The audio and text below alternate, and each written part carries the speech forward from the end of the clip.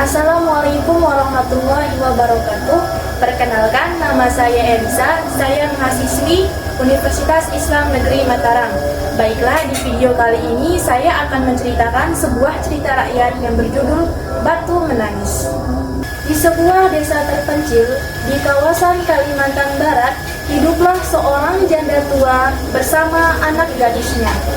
Kehidupan mereka sangatlah susah, apalagi setelah ayah si gadis yang bernama Darmi ini meninggal dunia.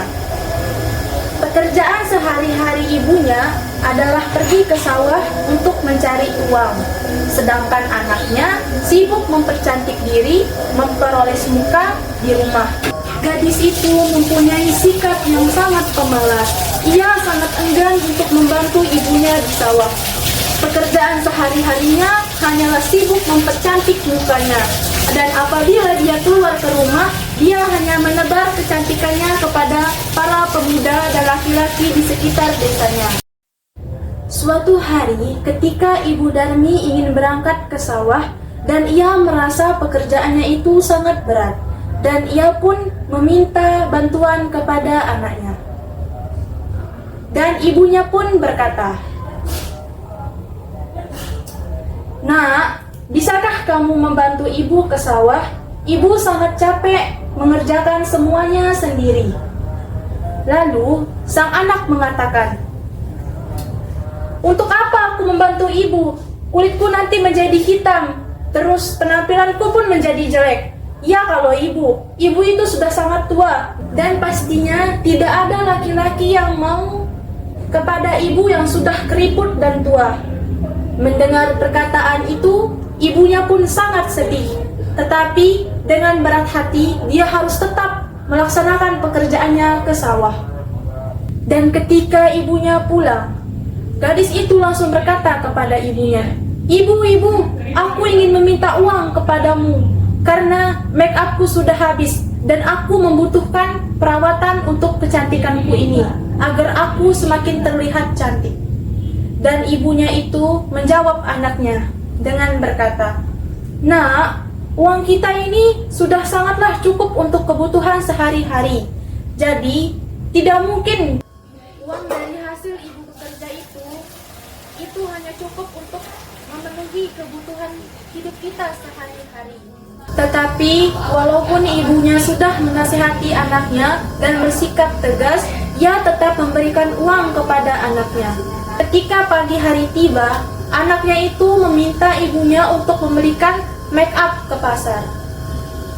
"Ibu, bisakah ibu saja yang pergi membelikanku make up di pasar untuk perawatan kecantikanku?" Dan ibunya pun berkata, "Nak, ibu tidak tahu bagaimana rupa alat-alat make up itu. Bagaimana kalau kamu ikut ibu ke pasar?" Lalu anak itu berkata, "Baiklah, aku akan ikut dengan ibu. Tetapi aku meminta kepada ibu untuk tidak berjalan sebanding denganku. Ibu harus berjalan di belakangku." Mendengar perkataan itu, ibunya pun menyetujuinya.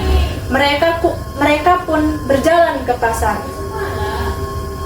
Ketika ia berjalan di pasar, ibunya pun berjalan di belakang sesuai dengan permintaan putrinya.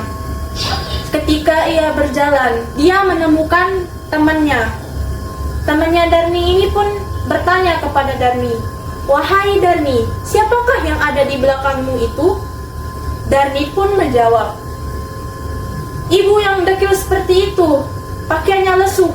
Itu bukan ibuku, tapi dia adalah pembantuku." Dan mereka pun berjalan lagi. Dan ia menemukan temannya Darmi lagi. Ketika itu, dia berkata, "Wahai Darmi, siapakah wanita tua yang di belakangmu itu? Lihat saja dari penampilannya. Bajunya yang kucel, tentu saja dia adalah pembantuku." Mendengar perkataan itu, ibunya pun sangat sedih dan sangat sakit hati atas ucapan anaknya. Dan mereka pun melanjutkan perjalanan.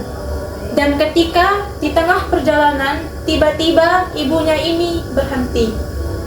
Lalu si gadis bingung dan berkata, "Wahai ibu, kenapa engkau berhenti? Perjalanan kita ini masih jauh. Kita harus membeli perawatan untuk diriku."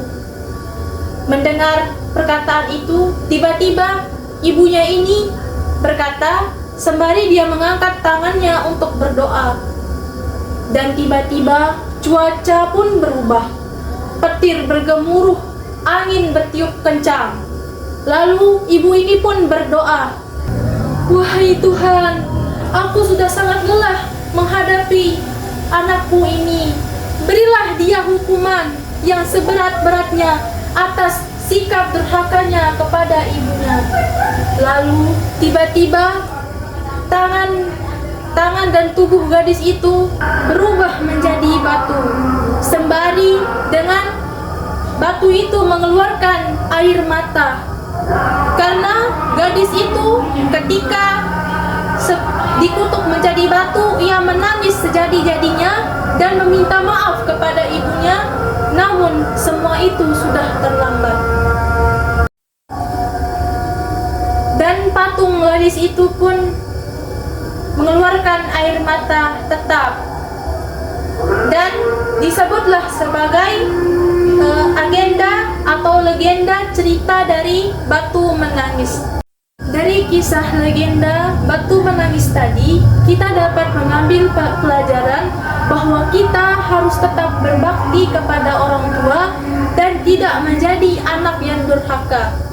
Karena sesungguhnya doa ibu itu sangatlah cepat diijabah oleh Tuhan. Sekian dari